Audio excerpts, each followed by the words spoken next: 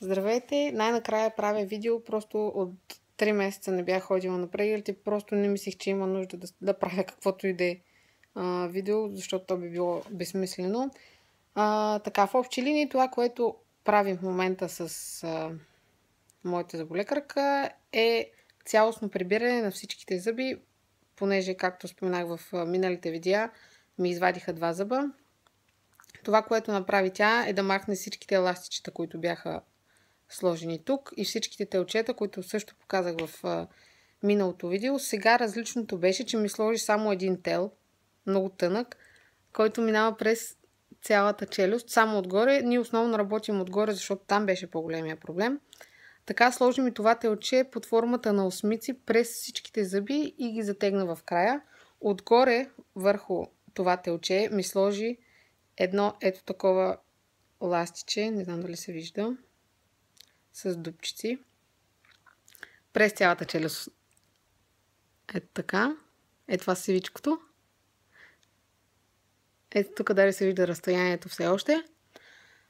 Понеже, пак споменавам, аз съм в чужбина и ходя по-рядко на прегледи. По принцип се ходи на около 6 седмици, обаче аз ходя на около 3 месеца, защото просто такива са обстоятелства. Тя ми дава тези телчета да си ги сменям сама. Не е много лесно, но пак не е невъзможно. Значи тя ми каза някъде на около месец ще си сменям това дългия ластик, който махам го от края, той е закачен, махам го и слагам нов, който е този светло-сивия. След това, след още един месец, ми даде ето този, който е тъмно-сив, който явно е доста по-стегнат. И вече върши крайната работа.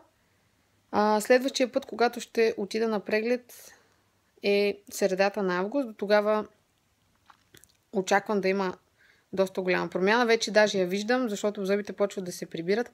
Малко ми бяха издадени напред, но сега почват да се изправят в идеална линия. Даже ми се струва, че зъбите ми ще станат прекалено идеални. И така, общо взето, попитах я дали има светлина в края на тунела. Тя каза, че се вижда, което е супер, защото вече много ми омръзна да ги нося.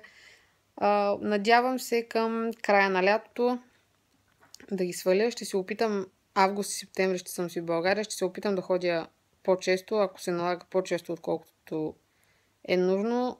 Дори ако се наложи по-силно престягане или каквото и да е, просто да ги махам вече. Целите ми бузи тук са на дупки, разранени, но това е жертвата. Така, отдолу, общо взета, както се вижда, вече почти няма нужда нищо да се прави. Има съвсем леки разстояния между зъбчета. Тя ми ги стегна, самини ми ластичетата.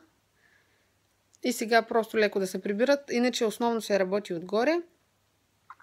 И така купих си нови, даже не знам как се нарича това.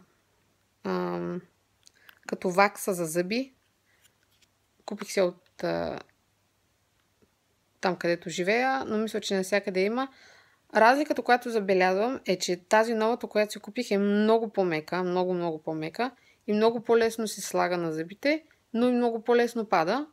Аз това, което си мисля, е, че просто тази, която ми даде моята ортодонтка, може би стояла малко повече време, беше по-коравичка. Но няма значение. Това наистина ми спасява живота, защото някой път така ми се закача, че имам зверски дупки в бузата и наистина много боли. Друго ново мисля, че няма. Това е. Чао, чао!